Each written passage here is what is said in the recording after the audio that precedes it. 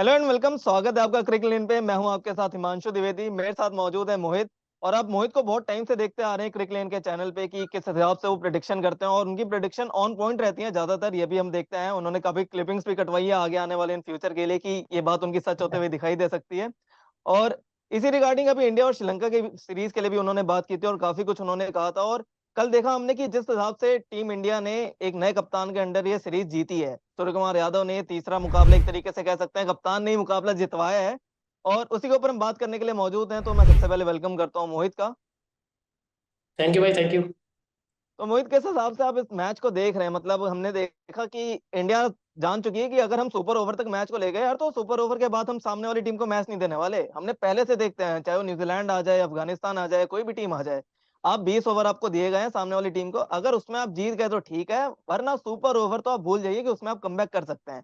कल भी कुछ ऐसा देखने को मिला। तो किस हिसाब से इस मैच को और इस सीरीज को आप देख रहे हैं मोहित? भाई आप सुपर ओवर कह रहे हैं, मैं कह रहा हूँ भारत ने तो कल श्रीलंका को 38 ओवर दिए थे कि आप जीत सकते हो तो जीत लो।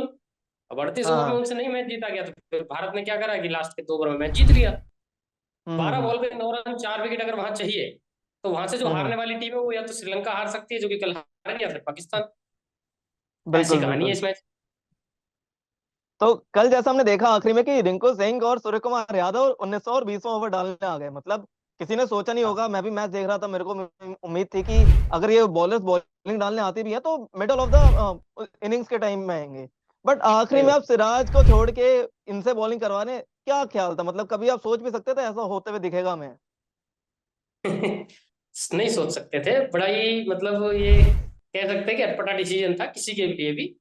हमने बड़े लंबे टाइम से ऐसे डिसीजंस नहीं देखे थे इंडियन क्रिकेट में। एक टेम्पलेट के साथ हमने जाता देखा था कि जो बैटिंग करता है, जिसके ओवर,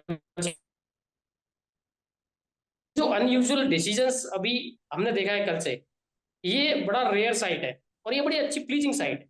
सौरव गांगुली के टेन्योर में हमने ऐसी बहुत चीजें देखी थी।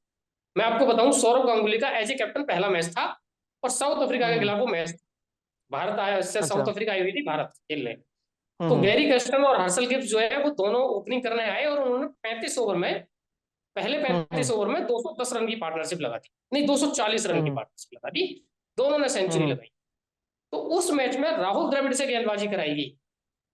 उस मैच में सचिन तेंदुलकर से 10 ओवर कराएंगे। तेंदुलकर हालांकि बॉलिंग करते थे। राहुल द्रविड़ ने 10 ओवर की स्पेल में 20-22 रन दिए और 2 विकेट लिए और साउथ हम्म अफ्रीका को 303 पे रोक दिया, जो भारत मैच जीता। तो गांगुली ऐसे डिसीजन लिया करते थे। तो कल मुझे जब वो मैं देख रहा था सुपर ओवर के लास्ट के 2 ओवर, वहां से हम्म कोई भी हम्म, कप्तान अपने बेस्ट बॉलर के साथ जाएगा। उसको यही उम्मीद है बिल्कुल। क्योंकि सबको पता है 12 पे 9 पे हम नहीं जीतेंगे, 4 विकेट आप।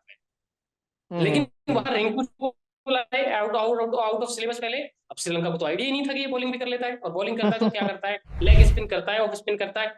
अब जब उनको लगा कि ये बिल्कुल रिंकू बिल्कुल। वाला डिसीजन बढ़िया निकल गया, तो फिर उन्होंने सोचा हाँ इस हाँ सिराज के लिए तो वो ये प्रिपेयर हो गए होंगे। तो एक और ऐसा हाँ हाँ। टास्क का पत्ता देखो जिसके लिए प्रिपेयर करना हो, वो कप्तान सूर्य कुमार यादव आ गए। अब सूर्या को तो मैंने बिल्कुल फिर भी देखा था बॉलिंग करते हुए मुंबई T20 में, लेकिन बिल्कुल रिंकू बिल्कुल। को तो मैंने बहुत रेयर कभी सुना है कि रिंकू बॉलिंग कर रहे हैं और बॉलिंग कर रहे हैं तो विकेट ले रहे हैं। गंभीर एरा में एक बात तो पक्की है, मतलब जो सारे जो 11 के 11 हैं उनको बैटिंग तो करेंगे ही करेंगे, उनको बॉलिंग भी आनी चाहिए। ये कल बात हमें दिख गई है, थोड़ी झलक तो हमें मिल चुकी है गंभीर एरा के अंदर हमें क्या क्या देखने को मिल सकता है। मतलब श्रीलंका ने तो सोचा नहीं होगा, और श्रीलंका एक तरीके से कह सकते हैं कि आईसीसी क्यों यूएसए ये सब और बाकी कंट्रीज में क्रिकेट को और बढ़ा रहा है, क्योंकि ये श्रीलंका बांग्लादेश जैसी टीम से ये बढ़ना ही नहीं चाह रही, ऐसा लग रहा है। अब सही श्रीलंका बात है। इस कदर पे पहुंच जाएगी, हमने कभी सोचा नहीं था। बल्लेबाज चल रहे हैं, टॉप 3 आपके पास बल्लेबाज चल रहे हैं, उसके अलावा जहां 2 बल्लेबाज आपके आउट हो रहे हैं, जहां टॉप ऑर्डर आपका आउट हो रहा है, उसके बाद मतलब ऐसे ताश के पत्तों की तरह पूरी इनिंग्स बह जा रही है कि समझ नहीं आ रहा कि वो खेलना चाहते भी नहीं खेलना चाहते। उनके सही ऊपर बात आपका है। क्या टेक है कि श्रीलंका का क्या मतलब, कैसे बढ़ेंगे आगे हुए इस हिसाब से? नहीं बढ़ेंगे। हम सनत जयसूर्या को इन्होंने अपना मेंटोर बनाया था इस सीरीज से पहले। हम्म तो हम बात हम्म कर रहे थे, आपके चैनल पे मैं बात कर रहा था इस बारे में कि बिल्कुल सनत के बिल्कुल। आने से चीजें कैसे बदलेंगी। तो मैंने ये बोला था कि हम्म मैन, अब देखो, इससे पहले भी महिला जयवर्धने थे, उससे पहले भी कुमार संगकारा थे, वो बहुत अच्छे लोग रहे हैं। तो ऐसा नहीं हम्म है कि उनकी कहीं क्रिकेटिंग ब्रेन में, क्रिकेटिंग नॉलेज में कोई दिक्कत है। दिक्कत ये है कि भाई जो हम्म आपका टैलेंट आ रहा है, अपकमिंग जो टैलेंट है, वो कैसा है। उस पर बहुत सारी चीजें हम्म डिपेंड करती है, वो कैसा करेगा कैसा नहीं करेगा। आप कितने, आपको अपने टैलेंट की पता है कि कैसा कर सकता है। ये चीजें बड़ी वो थी। अब ये जो टीम इस सीरीज के लिए इन्होंने बनाई, इसमें एक भी नया चेहरा नहीं था। ये वो टेम्पलेट टीम हम्म थी जो श्रीलंका की पिछले 7-8-9 महीने से चली आ रही है, और जो हम्म इंटेंट थी वो उससे भी खराब थी। भाई अगर आपका टॉप थ्री 137 चेज करने में 30-30, 35-35, 40 करके जा रहा है, तो आइडियली आपको जो स्कोर करने हैं वो 40 रन स्कोर करने हैं, आप नहीं कर पाए। हम्म। तो ये फिर आपका फेलियर है। अगर आप यहाँ से नहीं जीतेंगे तो कहाँ से जीतेंगे? और इंडिया जैसी टीम के अगेंस्ट अगर आपको जीत मिलती, तो आपका जो एक कॉन्फिडेंस होता है वो बड़ा बूस्ट होता। लेकिन अब जिस सिचुएशन से आप हारे हैं कि 9-12 बॉल पे 9 रन चाहिए, 4 विकेट हाथ में, और वहां से हार गए, तो ये आपके कॉन्फिडेंस को हम्म। बिल्कुल नीचे ले जाएगा। अच्छा, हमने कल एक और चीज देखी, जैसे श्रीलंका की तो हमने बात की, हमने इंडिया का भी देखा कि इंडिया के 4 प्लेयर्स को ड्रॉप किया गया, चार चार दूसरे प्लेयर्स को खिलाया गया, और हमारी बैटिंग कुछ खास कमाल कर नहीं पाई। मतलब 137 रन बहुत जल्दी आउट हो गए श्रीलंका ने, हालांकि स्पिनर्स का काफी बखूबी बखूबी इस्तेमाल किया, बट स्टिल हम्म। 137 का स्कोर करना क्या दर्शाता है कि अभी हमारे जो बाकी बेंच प्लेयर्स हैं वो इतने स्ट्रांग नहीं है कि अभी वो मेन टीम में शामिल होकर अच्छा खेल के दिखा सकते हैं। नहीं, ऐसा नहीं है, प्लेयर अच्छे हैं। कल का जो पिच था अगर आप देखोगे तो बिल्कुल ड्राई पिच था। और जो हम्म रिंकू सिंह और सूर्य यादव की गेंदबाजी को लेकर बड़े अचंभित हैं कि कैसे मिल गया बॉलिंग। एक्चुअली वो हम्म। टैक्टिकली स्मार्ट था मेरे हिसाब से। बिल्कुल। हम्म आपको पता है पिच बिल्कुल स्लो हो चुका है। हम्म अगर आप हम्म पेसर को देंगे रन बन जाएंगे, स्पिनर के अगेंस्ट रन नहीं बनने वाले हैं। आपके जो मेन हम्म स्पिनर्स थे उनके ओवर खत्म हो चुके हैं।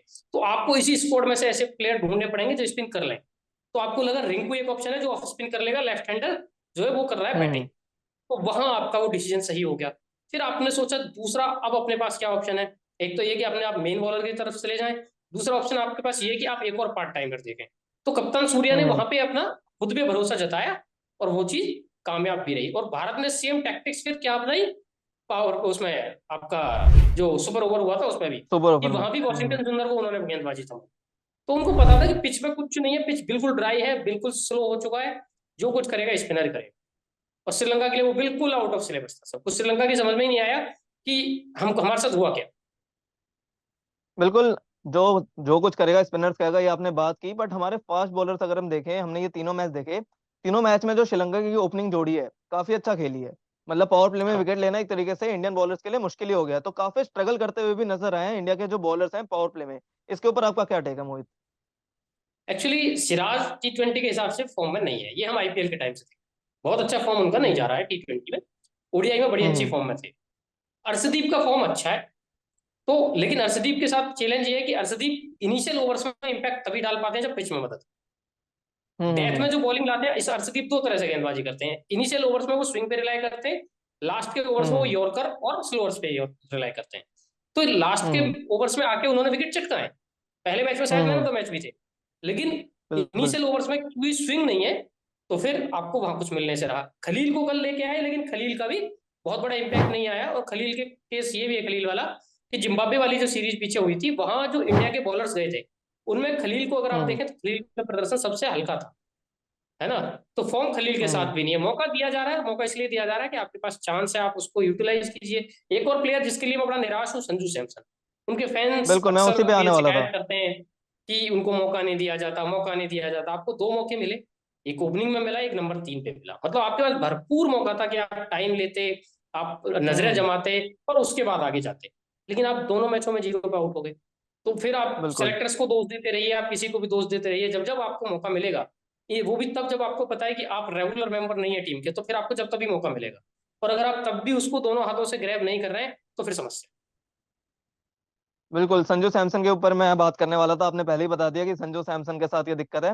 एक और प्लेयर जो है रियान पराग, जिसके ऊपर काफी कंट्रोवर्सी हुई थी कि क्यों टीम में है क्यों नहीं है, कल उन्होंने दिखाया थोड़ा कि एंड में उन्होंने कुछ स्कोर भी किए, एक दो छक्के भी लगाए उन्होंने, और एक टीम का स्कोर जो है वो इस हद तक पहुंचा है कि टीम के बॉलर जो है डिफेंड कर सकते हैं।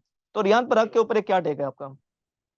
देखिए, रियान पराग को क्यों सेलेक्ट किया गया था? रियान पराग के बारे में, सिलेक्शन के बारे में हम बात कर रहे थे, तो बात यही निकल के आई थी कि वो थोड़ी गेंदबाजी देते हैं भारत की टीम को, इसलिए। हम्म अब भारत को ऐसे प्लेयर्स क्यों चाहिए जो बैटिंग के साथ थोड़ी गेंदबाजी कर सके? उसका एक बहुत बड़ा एग्जाम्पल कल हमारे सामने आ गया। कल हमारे पास हम्म रिंकू और सूर्या अवेलेबल थे जो एक एक ओवर डाल पाए या डाल सकते थे, तो हम वो मैच जीत पाए। हम्म अगर भारत के, मैं गारंटी दे रहा हूँ, मेन बॉलर की गेंदबाजी करते ना इन ओवर्स में, इंडिया कभी नहीं जीतता। हम्म। क्योंकि उनके लिए बिल्कुल श्रीलंका करके आया था।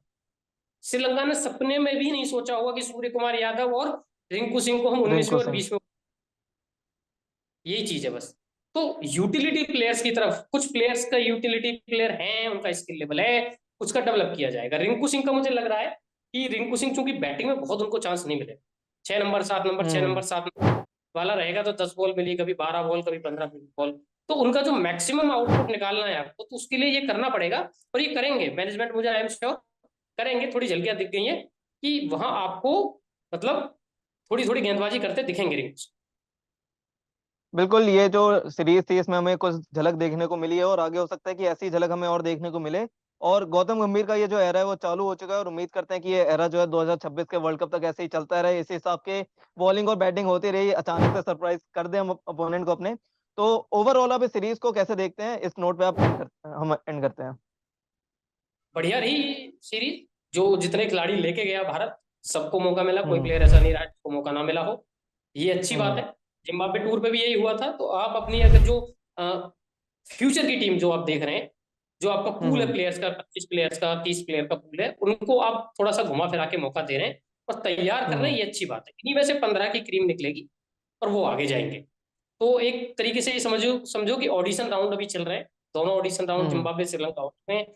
अब जब कोई बड़ा टूर आएगा T20s में, तब फिर देखा जाएगा कि कौन क्या करता है, कैसे करेगा कैसे नहीं करेगा। लेकिन अभी के हिसाब से ये कि दोनों पे सुपर सक्सेसफुल रही है भारत की स्ट्रेटजी, और बड़ा अच्छा रहा है। दोनों जगह सीरीज तो हमने जीती है, और सीरीज जीतने के साथ साथ जो हमारा प्लेयर्स को ग्रूम करने का, प्लेयर्स के स्किल को एक्सपोज करने का, एक्सप्लोर करने का, एक्चुअली एक्सपोज नहीं, एक मंशा थी, वो बहुत अच्छे से हमारी हम्म। सफल हुई है। और मैं तो कहूंगा कि भारत का जो मकसद था अभी तक तो बड़ा सफल रहा। बिल्कुल, भारत ने जिस हिसाब से सीरीज में परफॉर्म किया है, पहले 2 मैच तो काफी अच्छे से डोमिनेट किया। श्रीलंका ने कई बार कमबैक करने की कोशिश की बट भारत ने कमबैक करने नहीं दिया। और श्रीलंका की टीम को भी काफी सुधार की जरूरत है, हमारी टीम हम चाहेंगे और अच्छा खेले। और इसी नोट के साथ हम इस वीडियो को एंड करते हैं। अभी वनडे सीरीज आने वाली है, उसके ऊपर भी मोहित, मैं या अंकित आपके साथ फिर से एक बार हाजिर होंगे एक और वीडियो लेके। तब तक के लिए इतना ही, गुड बाय।